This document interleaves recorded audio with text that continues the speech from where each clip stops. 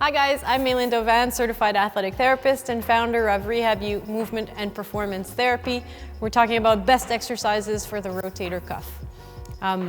There aren't any.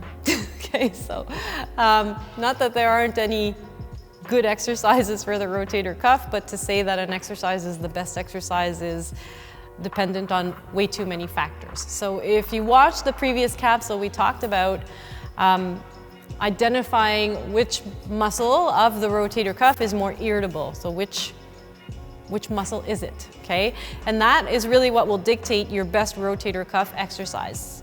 So the fact that everybody's getting the same external rotation exercise is sad, because if you're doing external rotation but your subscapularis is the problem, then you're not targeting your subscapularis at all, okay? So the idea of properly identifying what we need to work on to then choose the best exercise for the rotator cuff is more interesting. That being said, these exercises, all of these exercises that specifically target external rotation are activation exercises, okay? So what we're trying to do is we're trying to reactivate a muscle that's a little bit inhibited because it's injured. So because the tendon is injured or irritable, the muscle becomes inhibited, and we use these exercises to reactivate the muscle, which is an important part of fixing the issue, of course. That being said, and you've heard me say in previous capsules, if you haven't, go to the blog and go see my capsule about rotator cuff exercises, is that we can't just do these exercises and not do anything else, because they're meant to reactivate, but they're not meant to strengthen. They're not intense enough to create an adaptation, okay? They're not an intense enough stimulus to actually create strength gains. You do that with your training, but then again, you adjust your training based on what you know is irritable. Okay, so the idea of having tests to know which muscle it is, having appropriate activation exercises for those muscles, and then adjusting your training plan accordingly is the best strategy to make sure that you get your person back to strong, so from injured to strong.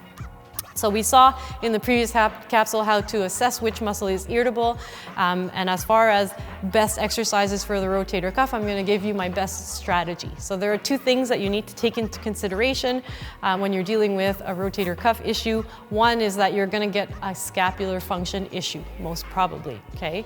Because movement of the shoulder complex is perturbed, because muscles are inhibited, because proprioception is affected, you're going to get some scapular dyskinesis. You're going to get some scapular dysfunction.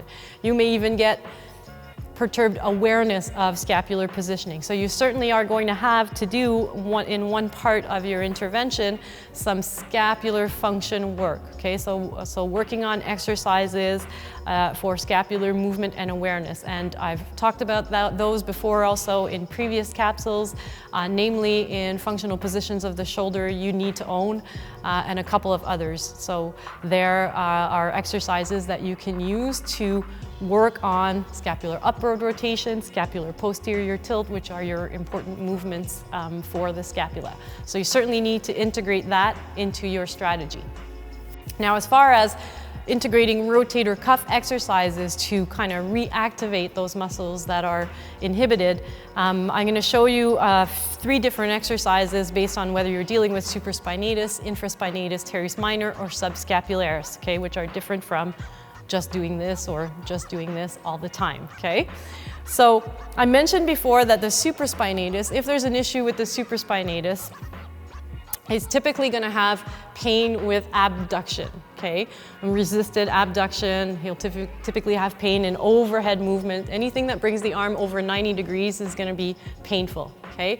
If you do work at 0 degrees, and if you do loaded work at 0 degrees, or if you do external rotation work at 0 degrees, you're compressing the tendon of the supraspinatus. I almost said subscapularis. You're compressing the tendon of the subscapularis, right? And the tendon won't like that. So you best do actual work at 90 degrees.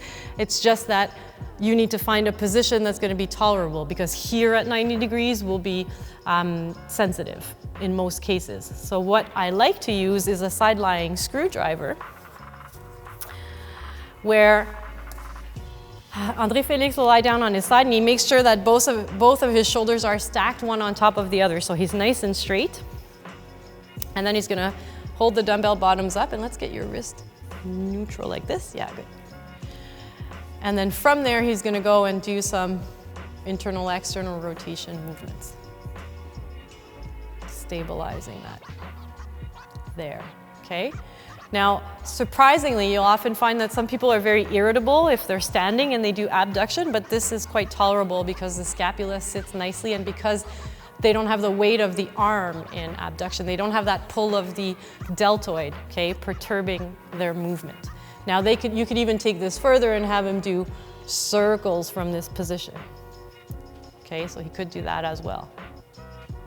Okay, so the idea is working in this 90-degree abduction position, but still comfortable for the supraspinatus. If you're dealing with infraspinatus teres minor, they're your posterior core, they're your real external rotators. I use this same position, but we do a bent arm bar. So what he's going to do from there is he pulls his elbow towards his rib cage. Now when he gets here, that kettlebell wants to fall forward, so he's always creating external rotation torque there. And come back up. Good. And back down. And you may need to work in various degrees of this. So he might find that over here he has pain, and we can work in limited range of motion as well. And back up. And down. Good. All right. And for the subscapularis, now I'll often just use an internal rotation with a band, which you can see in the overused and misused rotator cuff video on the blog, article on the blog. But this is another different one where we have him do a press, a horizontal press, with an external rotation torque there. So he's having to pull into internal rotation and doing the press. And I find this one now in the early stages, or if he's very irritable, I might go more with just an internal rotation with the elbow resting. That might be a little bit more tolerable, but I like the idea of this one because one of the important roles of the subscapularis is to stabilize the anterior shoulder, especially between 45 and 60 degrees of abduction. So bench pressing and that kind of stuff, it really has a stabilization role, and this really targets that. So I like, if I can, reactivating it in this position, particularly if bench press and things like that are what's particularly irritable for that person. So sometimes you have movements also that are more irritable, and you can use that within your strategy as well. Okay, so there you have it, different exercise, like best exercises for the rotator cuff, at least based on the muscle that you're dealing with. And again, don't forget your scapular function amidst all of this.